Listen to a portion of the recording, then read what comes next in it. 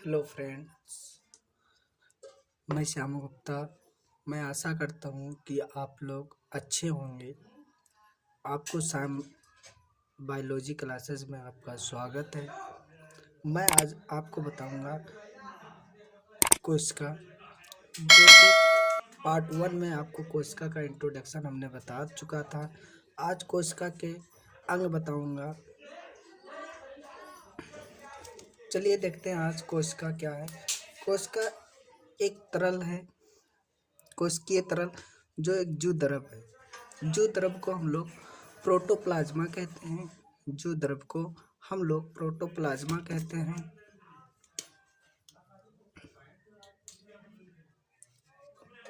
जू द्रव की खोज पुरकिंजे ने किया था। किसने किया? मेरे भाई पुरकिंजे ने किया। जीवन की भौतिक आधार हेक्सले ने कहा था। एक जो द्रव है उसकी खोज पुरकिंजे ने किया और इसको भौतिक आधार में बताया गया कि हेक्सले एक वैज्ञानिक थे जो बताया कि जीवन का एक भौतिक आधार है। किसने बताया? हेक्सले ने बताया। और इसमें प्रोटोप्लाज्मा जो है, इसका अगर हम डिफिनेशन देखेंगे, परिभाषा, यह एक तरल गाढ़ा पदार्थ होता है। यह एक तरल गाढ़ा पदार्थ होता है। एक प्रोटोप्लाज्मा में ऐसे एक तरल पदार्थ होता है जिनको हम लोग कहते हैं प्रोटोप्लाज्मा। हेक्सले ने इसे जीवन का भौतिक आधार बताया, जो कि अभी हमने बताया था। हेक्सले ने सभी जैविक क्रियाएं इसी द्रव के अंदर होती हैं। जितनी भी जैविक क्रियाएं होती हैं प्रोटोप्लाज्मा के ही अंदर होती हैं। इसका 80% भाग जल का बना होता है।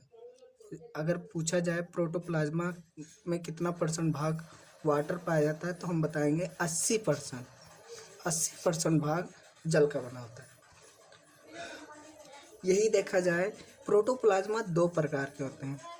प्रोटोप्लाज्मा दो प्रकार के होते हैं। एक होता है कोशिका द्रव, एक होता है केंद्रिका द्रव। कोशिका द्रव जो होता है, इसको हम लोग इंग्लिश में कहते हैं साइटोप्लाज्मा।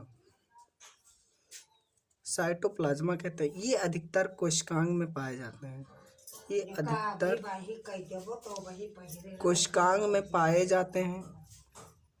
कोशिका द्रव कोशिका को सूखने से बचाता है। कोशिका द्रव क्या रहता है? सूखने से बचाता है। केंद्रिका द्रव ये निक्लोप्लाज्मा है।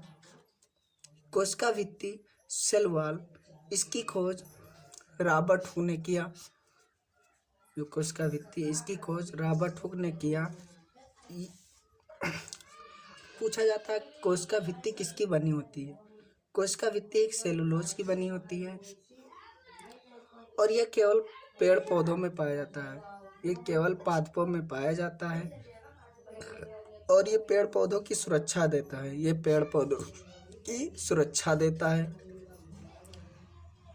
जीवाणु एक पादप होता है। जीवाणु एक बैक्टीरिया होती है जो एक पादप होता है, जिसकी कोशिका भित्ति पेप्टाइडो ग्लाइकेन की बनी होती है। पेप्टाइडो ग्लाइकेन की बनी होती है। इसमें एक पॉइंट और है, कवक की कोशिका भित्ति काइटिन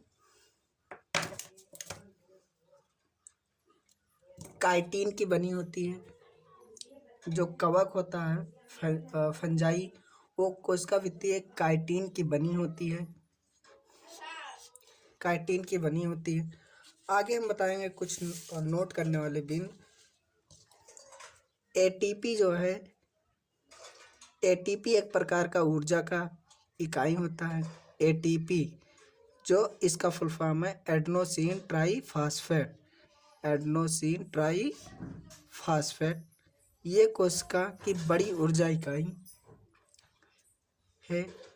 ये कोशिका की बड़ी ऊर्जा इकाई है। कोशिका ऊर्जा का सिक्का कहते हैं।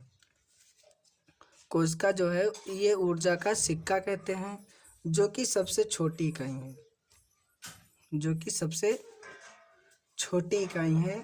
और इसको हम लोग शॉर्ट फॉर्म में एडीपी कहते हैं। क्या कहते हैं? एडीपी, जिनका फुल फॉर्म है एडेनोसिन डाइफॉस्फेट।